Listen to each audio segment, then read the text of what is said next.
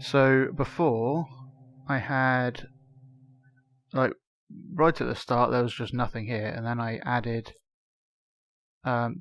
just a big blob that looked vaguely like foliagey and just stuck that everywhere, like scaled up really huge. But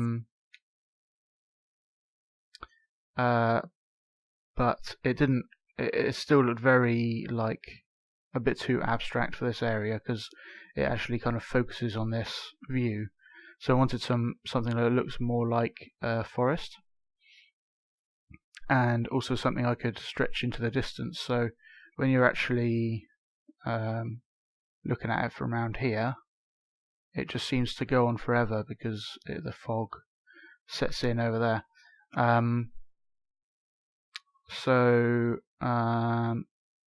But this, let's just, I think I'll go to the actual creation because there's a bit too much going on in that scene. This one, yeah. So this is a fairly low thermo sculpt. So it's like 1% or less than 1% because that's the minimum it can show really. If there's any percent, there's 1%. So it's super low sculpt detail. And I just like made a flattened sphere and used cones and just stuck it in. Then I live cloned it so that I could see both sides at the same time, and then I made this into just like a grassy knoll, little hill type thing. So then I can have like a few of these around, and like, oh,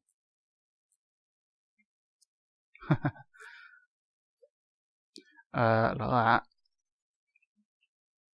but kind of make clearings with this hill. So now there's a little clearing there and a larger clearing in the distance and things. And it kind of blends fairly well together. Like, it's designed for being looked at from a distance, as opposed to you like being here and running around. So it's designed to be not that detailed when you get up close. Yeah, so it's all one piece, but they kind of work well together. So it's really cheap to use and stuff.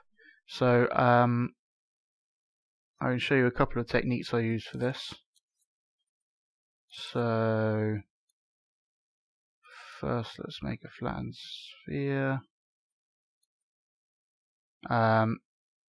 And I won't worry about actually making something specific. I'll just show the techniques. So I used a cone, and I didn't want it to be tilting and stuff like that. So I turned on upright and scaled it down. I think I gave it a bit more looseness, and used L1 and triangle to go into stamp mode so that you can't accidentally smear it like that. A lot of the time, people will try and make a tiny, like a single shape, but because they're in smear mode, they might like accidentally make it a bit wider. So if you just have a cube and you do it, sometimes you see these little notches on the corners. That's because it's actually a load of cubes that they accidentally put down. Yeah, so I used the cone in upright, and I made a little blending color. So if you push the touchpad, that brings up the color wheel picker thing. If you click on something in the environment, you use that color. With X, when you're in this mode, press X on something. I'll press X on that, and then now I've got that color. but you can also drag colours with R2 off of here into here. And then I'll have like a lighter one. And if you put it really close, it will be have less influence. If you put it further away, the blob's kind of bigger. So grab a few colours, give some variety, maybe a darker green. So if I don't want too much dark green, so I'll kind of blend it in a bit closer like that. And then I can use R2 to kind of flick it in a couple of ways. Like that. And now it kind of changes colour.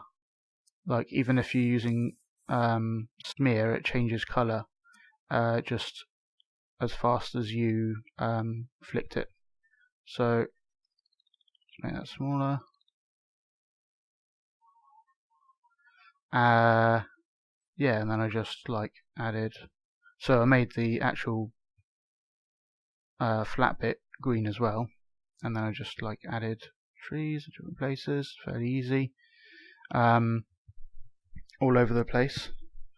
And then I used a bit of the stretch tool and looked at it from the side, because over here it's fairly dense, but it was kind of uniform because they were all the same cone shape. I didn't bother changing it as I was editing.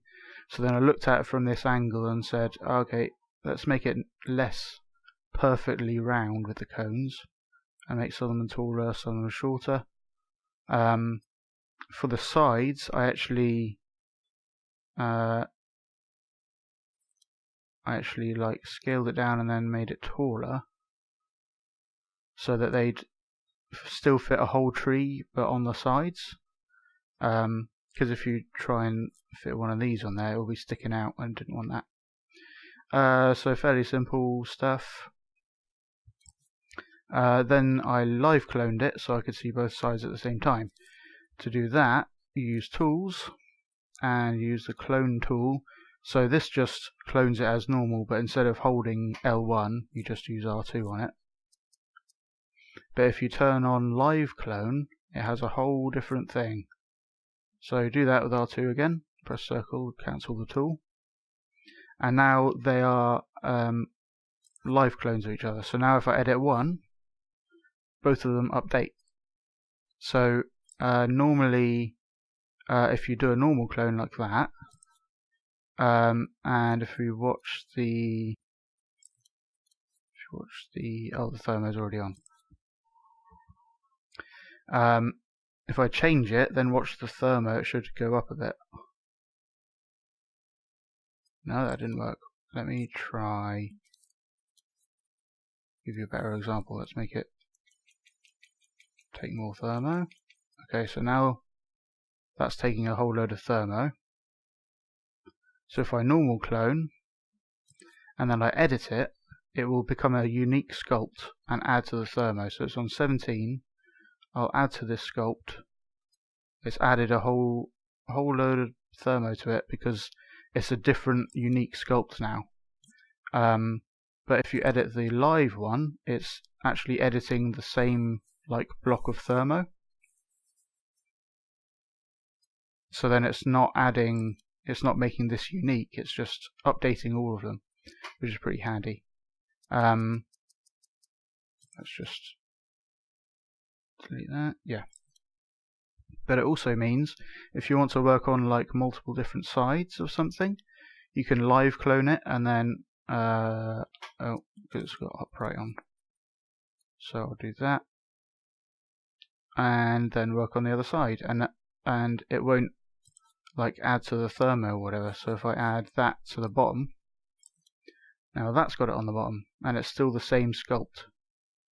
So that's a really efficient way of making sure you don't accidentally make something its own thing and use its own thermo. But also it's really useful for making these kinds of modular things. So if you were making a classic modular cube, and how should I do this? So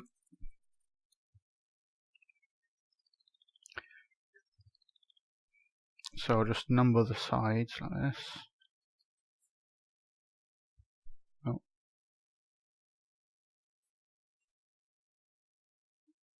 I don't know if this is how people normally do it, but this is definitely how I would do it.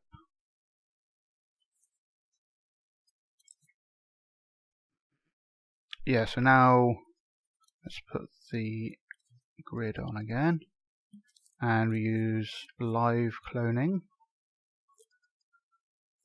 So we have, so let's put it like that. Cool, so we've got 6 sides, and then we can turn them around.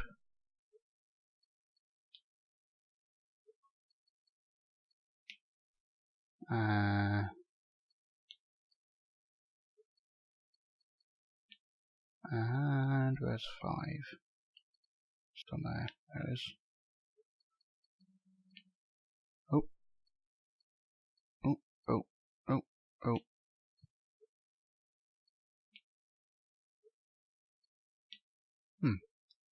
It came off the grid.